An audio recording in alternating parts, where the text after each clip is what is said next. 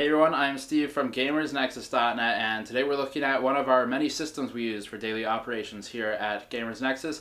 What we're looking at right here is our render rig. This is used to render the video that you're watching right now and all other videos. It also serves as our network attached storage solution, and it's a very high-end gaming machine that we actually don't use for gaming. It just has all gaming brand parts in it. It's used entirely for video rendering, and on the rare occasion that it is used for games, it is to capture gameplay footage at a very high bit rate so that we can render it out at a high quality for you guys. So that's normally at 50 or 30 megabits per second with at least 1080 resolution, if not 1440 or 4K.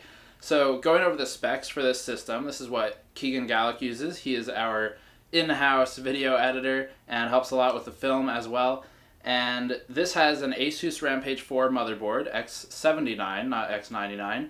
And that's a board that I purchased out of pocket for use for the site. And that board has a huge amount of DRAM timing controls and things like that we actually use because we have 3 different kits of DDR3 memory from the Kingston HyperX line, the Beast memory, and they're all different cast timings and latencies and frequencies, which happens because we test all of these things, so we don't want obviously the same kit over and over from manufacturers if we're testing different models that they output. So we've got 3 different versions of that. And that gives us 64 gigabytes of memory. It is generally not ideal to mix and match memory, but using the Rampage 4 that we bought for the system, it's actually pretty easy to manipulate the timings manually and get them all working together cleanly. So right now what you see in there is 32 gigabytes. We've got another 32 gigabytes on standby, and that is all Kingston memory, and it's all quad channel because it's X79.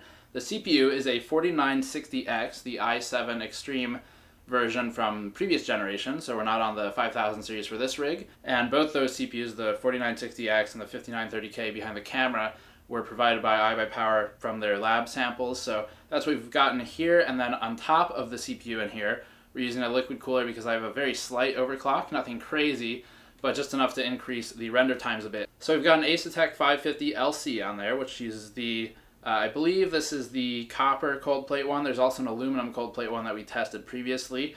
So that's the liquid cooler that's on here, and it's pretty basic, just really enough to get the job done with a slight overclock.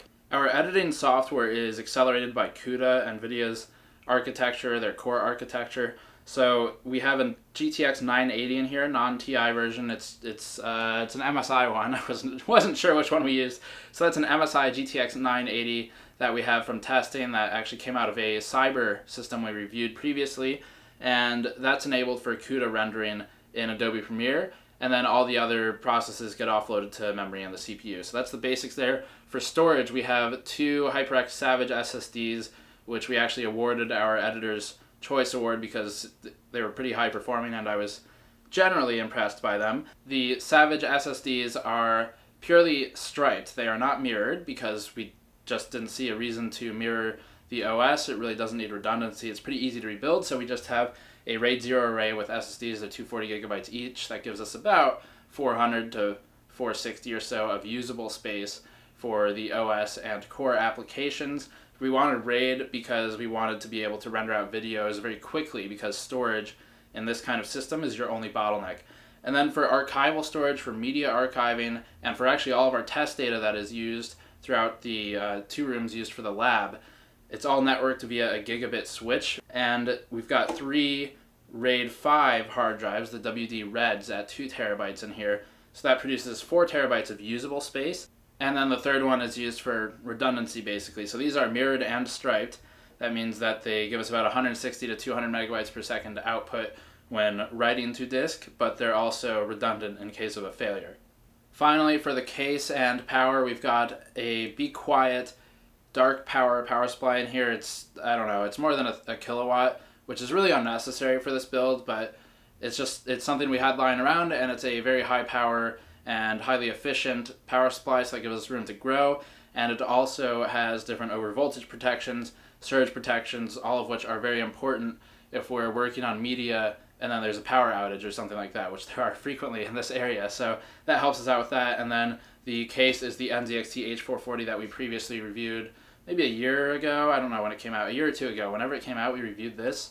And I think it also won an Editor's Choice Award, so I chose that for the render rig. So that is the GN render rig. I thought I'd just show it off because it's really high-end hardware and it's cool, and we've really never had a system this powerful before in-house. So it's our most powerful system we've built to date. It's very good at rendering videos. It can do a 20-minute video in about 20 minutes of render time, which is very fast, or if you do color correction, it's about 40 minutes. Not bad at all. As always, if you like our content, check out the Patreon page and definitely subscribe to the channel. Check out some of our other videos. We did 2 CPU reviews recently, and we've done innumerable GPU reviews. So that is all for this time. I will see you all next time.